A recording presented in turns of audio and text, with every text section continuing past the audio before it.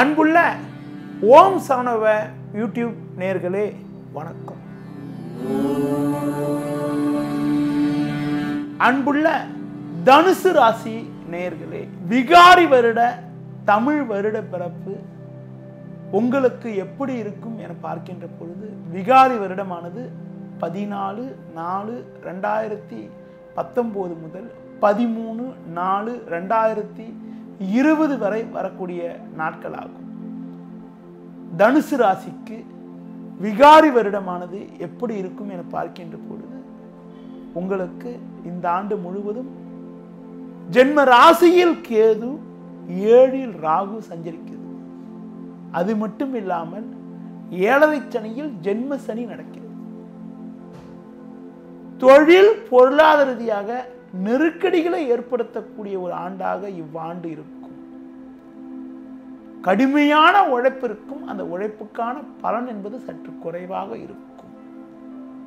எதிர்பார்த்த நல்ல வாய்ப்புகள் தடைபடும், தடங்களாகும். தேவையற்ற வகையில் வீண் செலவுகள் உண்டாகும்.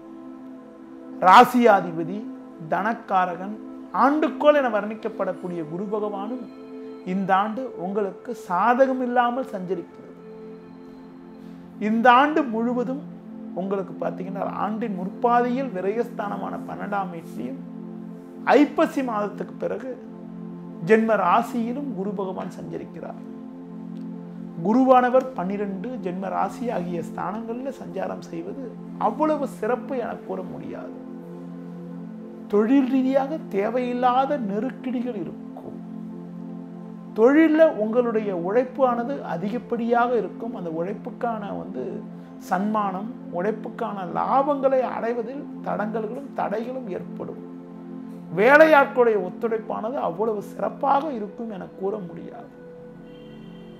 அது மட்டும் இல்லாமல் உத்தியோகத்திருப்பவர்களுக்கு வேலை பளு அதிகரிக்கக்கூடிய வாய்ப்புகள், மேல் அதிகாரிகளால் தேவையற்ற நெருக்கடிகள், உடன் வேலை செய்பவர்களிடம் சிறு சிறு கருத்து வேறுபாடுகள்லாம் ஏற்படுவதற்கான வாய்ப்புகள் இருப்பதால் அதிகப்படியான பொறுப்புகளை ஏற்றுக்கொள்ளாமல் இருப்பது மிக மிக நல்லது.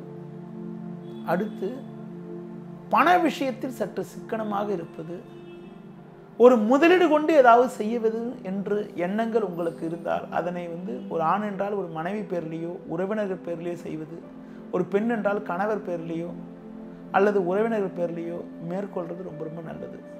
முடிந்தவரை உங்கள் பேரில் தொழில் செய்வதோ, மற்றவர்கள் நம்பி பணம் கொடுப்பது போன்ற விஷயங்களையோ சிறிது காலம் தள்ளி வைப்பது, நிதானத்தினை கடைபிடிப்பது மிக மிக நல்லது. அடுத்து பார்க்கின்ற பொழுது, குருவானவர் 12ல் சஞ்சரிப்பதனால ஒரு மங்களகரமான சுபகாரியங்கள் எல்லாம் கூட கைகூடுவதற்கு தடை, தடங்கல்கள், இடையூறுகள் எல்லாம் ஆண்டின் தொடக்கத்தில் இருந்தாலும் ஐப்பசி மாதம் 19ஆம் தேதி திருக்கணிதப்படி பயிற்சி ஆகின்ற போது, குரு பயிற்சியானது ஐப்பசி 19 திருக்கணிதப்படியும் ஐப்பசி 12ஆம் தேதி என்று வாக்கியப்படியும் பயிற்சி ஆகிறது. அதாவது அக்டோபர் 29ஆம் தேதி என்று வாக்கிய பஞ்சாங்கப்படி குருவானவர் 12ஆம் வீட்டிலிருந்து ஜென்ம ராசிக்கு பயிற்சி ஆகிறாரு. திருக்கணிதப்படி பார்த்தீங்கன்றால் நவம்பர் 5ஆம் தேதி என்று 12ஆம் வீட்டிலிருந்து ஜென்ம ராசிக்கு பயிற்சி ஆகிறார். பொருளாதார ரீதியாக சிறு சிறு நெருக்கடிகள் நிலவினாலும் குருவானவர் ஜென்ம ராசிக்கு மாறுதல் ஆகின்ற பொழுது தனது 5வது பார்வையாக 5ஆம் வீட்டையும், 7வது பார்வையாக 7ஆம் வீட்டையும், 9வது பார்வையாக 9ஆம் வீட்டையும் பார்ப்பார். 5, 7, 9 ஆகிய ஸ்தானங்களை குரு பகவான் பார்வை செய்கின்ற பொழுது பிள்ளைகளால் மகிழ்ச்சியும் பூரிப்பும்.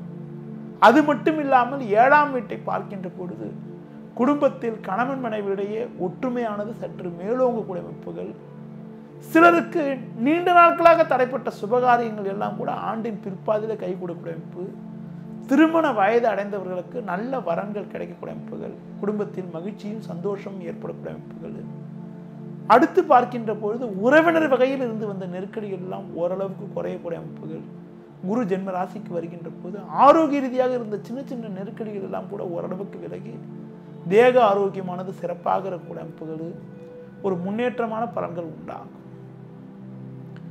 முடிஞ்ச வரைக்கும் கிரக சஞ்சாரம் சரியில்லாத காரணத்தினால அதிக முதலீடுகள் கொண்ட செயல்களில் ஈடுபடாமல் இருப்பது, முன்கோபத்தை குறைத்துக் கொள்வது, மற்றவர்கள் விஷயத்தில் தலையிடாமல் இருப்பது, அதிக முதலீடு கொண்ட செயல்களில் சற்று எச்சரிக்கையாக இருப்பது மிக மிக நல்லது. அடுத்து இந்த ஆண்டில் ஒரு நல்ல ஒரு வளமான பலன்களை நீங்கள் அடைவதற்கு நீங்கள் ஆஞ்சநேய வழிபாடு, விநாயகர் வழிபாடு மேற்கொள்வது, ராசிக்கதிபதியே குரு என்பதனால நீங்கள் தட்சிணாமூர்த்தி வழிபாடு, குரு பகவான் வழிபாடு மேற்கொள்வது, வியாழக்கிழமைகளில் குரு பகவான் ஸ்தலங்களுக்கு சென்று மஞ்சள் நிற ஆடைகளை குரு பகவானுக்கு சாற்றுவது, கொண்டக்கடலை மாலையை குரு பகவானுக்கு சாற்றுவது மூலமாக கூட, அது மட்டும் இல்லாமல் படிக்கின்ற ஏழை மாணவர்களுக்கு கூட நோட்டு புத்தகங்கள் வாங்கி தரது ரொம்ப ரொம்ப நல்லது. உங்களுக்கு 7.5 சனி நடக்கிறதுனால சனி பகவான் வழிபாடு, ஆஞ்சநேய வழிபாடு, விநாயகர் வழிபாடெல்லாம் மேற்கொள்வது, சனிக்கிழமைகளில் விரதம் இருந்து எள் தீபத்தை சனி பகவானுக்கு ஏற்றுவது, இரும்பு பாத்திரத்தில் எள் எண்ணெயில் விளக்கேற்றுவது, தீபம் ஏற்றுவது மூலமாக கூட சனியால் ஏற்படக்கூடிய ஒரு பாதிப்புகள் எல்லாம் குறையும். உடல் ஊனமுற்றவர்களுக்கு உங்களால் முடிந்த உதவிகள் செய்வதன் மூலமாக கூட பாதிப்புகளை குறைவதற்கான வாய்ப்புகள் உண்டு. முடிந்தவரை முன்கோபத்தை குறைத்து கொண்டு நிதானமாக செயல்பட்டால் ஒரு நல்ல ஒரு வளமான பலன்களை, இருக்கக்கூடிய பிரச்சனைகளை எதிர்கொள்ள முடியும். நேர்களே, இதுவரை தனுசு ராசிக்கான விகாரி வருட ராசி பலனை உங்களுக்கு கூறினேன். கிரக சஞ்சாரம் சாதகமற்று இருப்பதனால சில நெருக்கடிகள் நிலவினாலும் எதிலும் தைரியத்தோடும் துணிவோடும் முதலீடுகளை மற்றவர்கள் பேரில் செய்வதன் மூலமாக எதையும் எதிர்கொள்ளக்கூடிய ஒரு பலமானது இறைவன் உங்களுக்கு வழங்குவார். நன்றி, வணக்கம்.